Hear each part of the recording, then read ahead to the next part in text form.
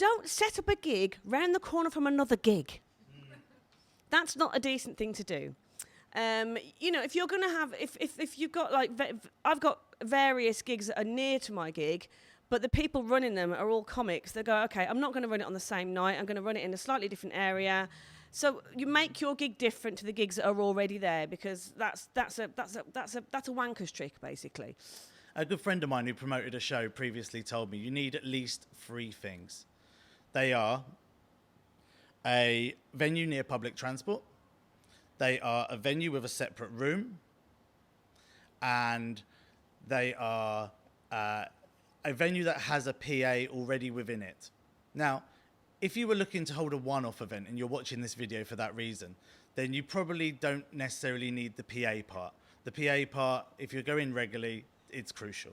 The physicality of a room in comedy is actually really, really, really important that people don't realise. High ceilings, big round tables, go fuck yourself, right? That does not work.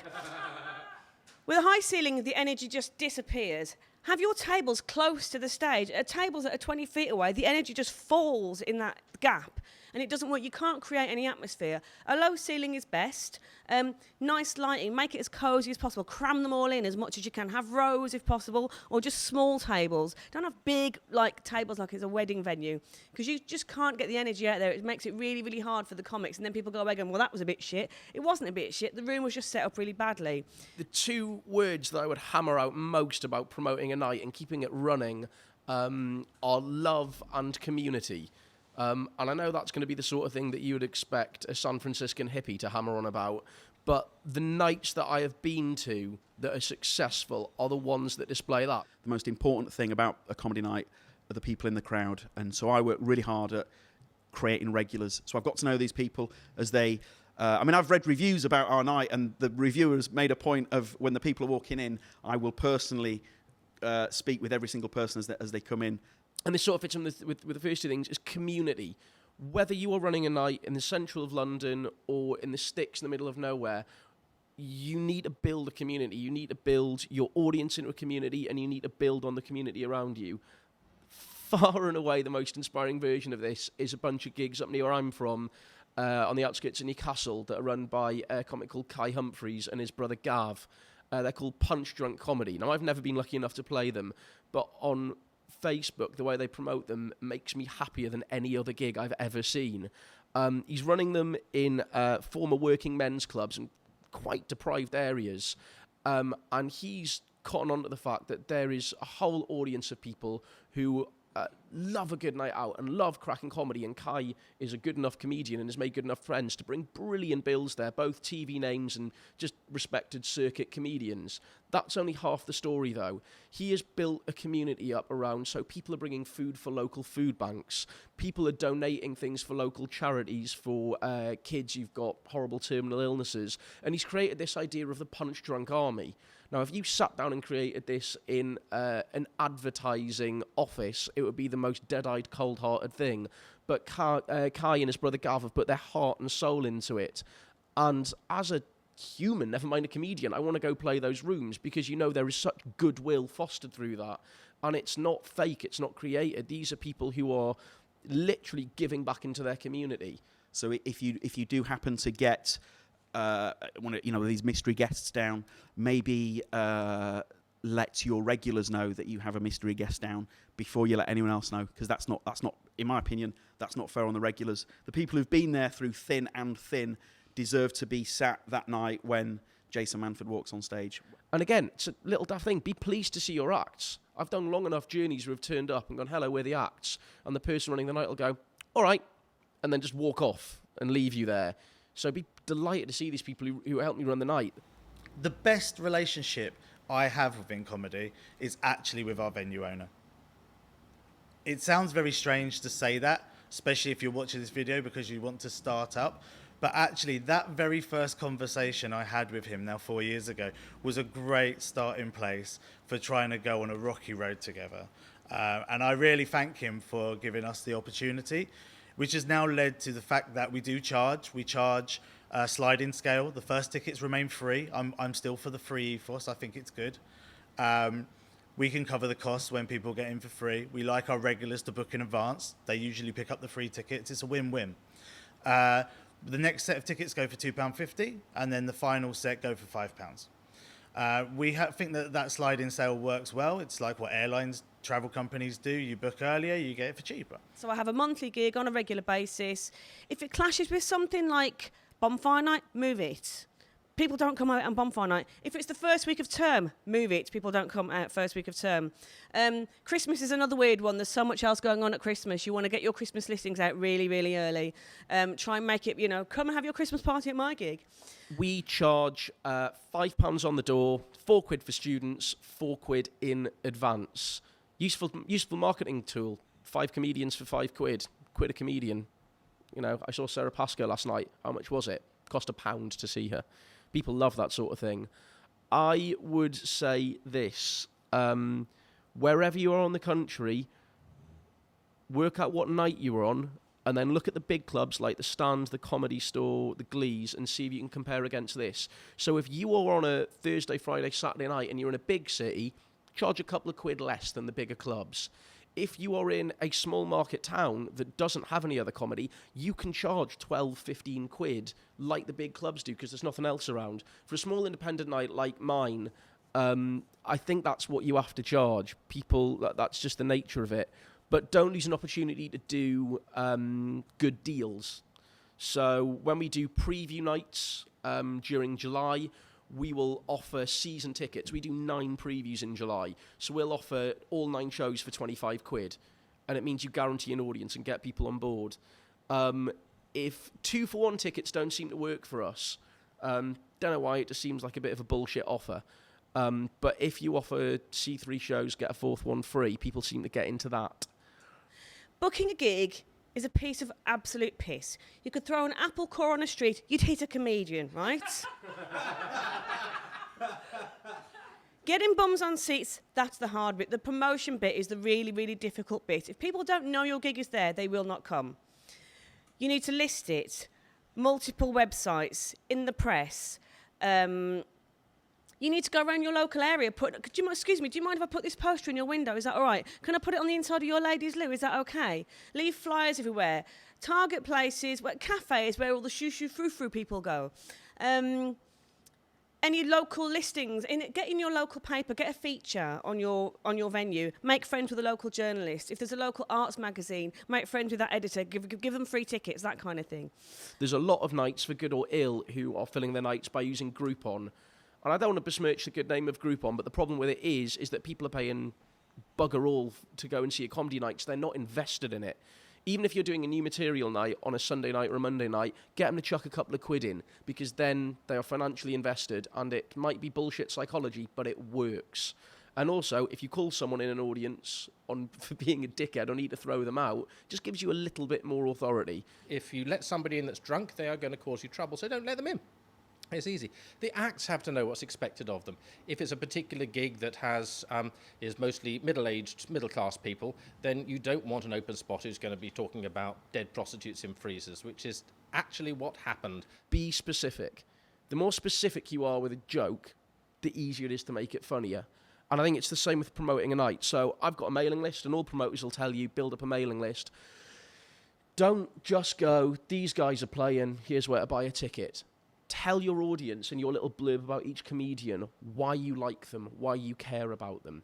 Give your comedy club a specific personality. So my comedy club is, it's a Monday night show. We get really cracking lineups, partially because we've built up a good reputation, but also because very established acts know they can come and try out new stuff, whether it's for going on the telly or for the next tour, and have a responsive audience. Newer acts can come along and hone their 20-minute sets and know that the audience is going to give them their time. That's because in our mailing list, we let people know we're really excited about this brand new act. You've not heard of them, trust them, they're really good. Or because we love you, audience, we're bringing you this fantastic act who's come down specially. And that sort of specificity really helps. Social media is also free marketing. Follow other local businesses. They will follow you back and they may retweet your gig.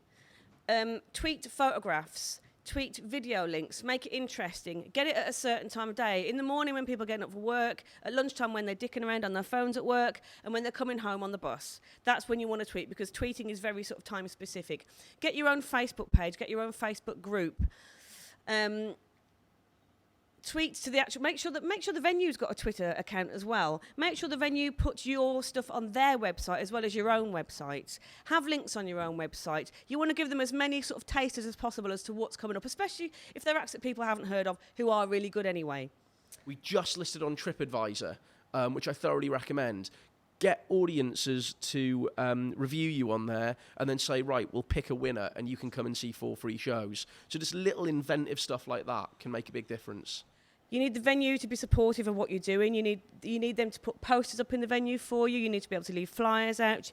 You need a mailing list. Your mailing list is your best friend. It's free marketing and it's invaluable. You've got the venue's mailing list. Start your own mailing list. Next thing to talk about is training up your audience. I think you've got to train them in a couple of ways. Train them what to expect. Really good, diverse comedy. But also train them that just because a comedian hasn't been on the telly doesn't mean they're shit. Which is, laughs of recognition from the comedians there, because that's what's happened.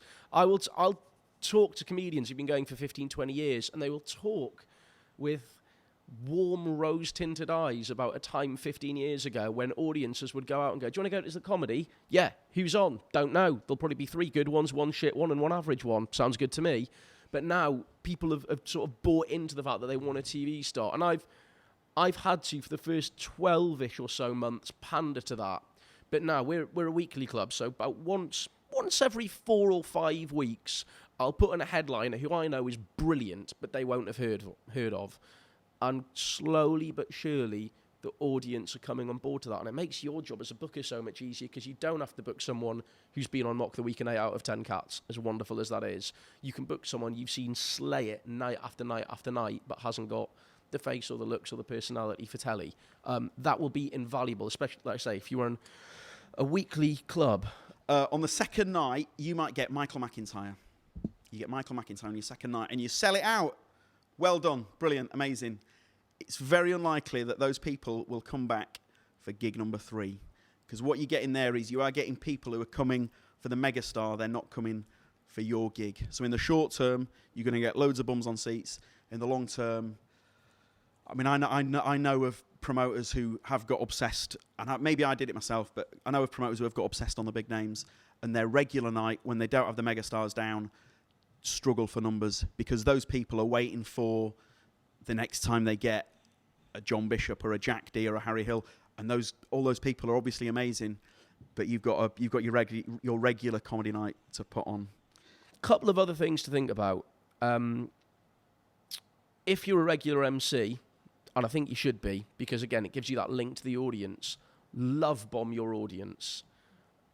Not least because if you're a regular weekly MC like I am, you can't come out with the same jokes every week. You can't come up with the same fast-talking, smart arsery that you will normally do as an MC. You've got to build a link with your audience. And if people are coming week after week and you're going, hello, what's your name? What do you do for a living? That's a shit job. No one's going to want to come back.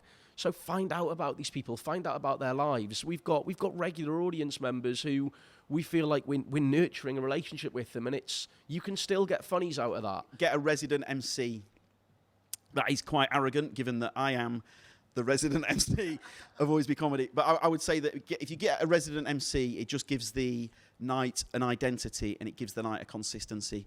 And what I'm going to come up to is, I think it's all about the regulars, the regular audience members. And if you've got a regular MC, it's just something that they can buy into a little bit. So if one month you've got an MC who swears a lot and berates the audience and shouts, but then the next month you've got someone who's like a whimsical storyteller, I just think it's too jarring for the audience, and I would question whether those people would keep coming back. I just think a resident MC is a nice way to help create an identity for the night, and that also helps with the kind of night that you want to put on. As well as love bombing your audience, love bomb your acts. At our place, we pay the opener, we pay the headliner. If it's a really good night, if we've made enough money, I'll pay the middle spots as well. Only a tenner each. But these people who are middle spots, whether they're just breaking into paid work, whether they are new acts, that little gesture makes a world of difference to them. And it enhances your reputation. And it's fair. If you've had 120 people in, you can afford to chuck a tenner the way of the middle acts. And that news soon filters out to the other new acts. And they'll want to come play your gig, and it'll make it so much better. Take a punt on newer, younger acts. If you are mates with an act, it makes all the difference in the world, because especially if you run a small night like my own, there's a lot of agencies who have just got bigger fish to fry than you. Don't take it personally, but if you're only offering their act, £100 on a Monday night, they ain't going to be that interested. So if you can book an act direct because you're mates with them, definitely do that. In saying that, when you go to agencies, be polite, be warm, be accessible. Let them know what the gig is, where it is, when their act is on, how long you're expecting them to do, whether they can do new material, if they can, how you'd like it done, i.e. start strong, do new in the middle, end strong, and they will give you a lot more love and respect. One little tip I'll share with you guys that I instigated last year. Out of nowhere, I built a list of the agents I'd met through the process of doing this show, and I sent them a Christmas card. Just to say, hello, we're still alive and I wish you Merry Christmas. It's a simple act of communication. But it did mean that in the Christmas card, I told them when I was looking to book for Edinburgh previews at our venue, which run for 3 months of the year, and really are our calling card. They are very, very useful for us to pick up new regulars. And people came back and booked previews in with us really, really early in January, just because we sent them a Christmas card in December. So at Always Be Comedy, we started this in August. We have stopped putting the names of the main acts, if you like, in the headline of the ticket link. So in the past, a typical ticket link would say, Always Be Comedy, Sara Pascoe, Ramesh Ranganathan. Legally, if one of those dudes pull out, it's a bad example because Pascoe would never pull out, but legally you have to, or we have to offer a refund. And what was happening with us was that people were pulling on the day of a gig or the night before a gig, and people have bought to see those specific names, and I mean you are fucked, and it's not nice. So now it's much harder to sell tickets, and we have to work so much harder as if it wasn't hard enough. But now all our gigs are booked as Always Be Comedy, Kennington, or Balham or Brixton. So it does mean you have to work a bit harder, but I know that in the long term, it's the right thing. So we want people to come to our night because they know they're going to get a really good night. And if Harry Hill walks on stage, that's a lovely bonus. Here's another thing. If you get asked to book for a venue and you're getting a booker's fee, make sure that the venue know these rules. If they pull the gig on the night, it's full fee for comedians. If they pull within a week, it's half fee. Within 2 weeks, that's fine. It's game over.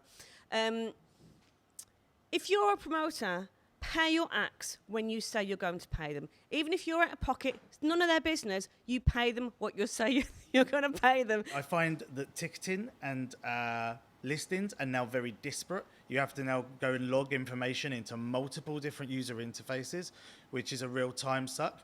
So don't think that you are trying to get into comedy because it's going to necessarily work out well, and you might be able to afford to get some money from the owner or from the bar or from door ticket sales that's going to pay you for the 20 minutes you spend emceeing every night. The admin is at least 5 to 6 hours a week, easily, and the more time you put into the admin, even if it's just a polite, I'm really sorry, we're fully booked, there's no open spots for a while, is everything, because communication is so very important. Last thing, I think, is play the long game. By that I mean, just for the good of your own head, when you're doing admin, book 3 months in advance and promote 3 months in advance. We saw a real spike in our ticket sales when on our mailing list, as well as going what's coming up this week, I just put a list of the acts coming up in the next 3 months and ticket links. And people like to plan ahead, particularly when it's a big name coming. Similarly, trust that if you put in all of this work, eventually you will start to see an upturn. So when I took over, I think we were averaging about 30 people a week. Last year it was 40 people a week. Now it's 50 people a week. Now I know if I do no promotion, 20 people still turn up on the night. And that gets rid of some of the stress of being a promoter. Only some of it. Only some of it. And then finally, stay strong. So you will have your heart ripped out. You will worry before every gig. You will have sleepless nights, but stick with it. So the first 12 months, as I say, I lost a lot of money. I lost a lot of sleep, but I stuck at it. And that is what it comes down to, I suppose. Just hang in there. I came really close to quitting Always Be Comedy, and I'm glad that I didn't. So good luck, and I wish you well. Thanks very much.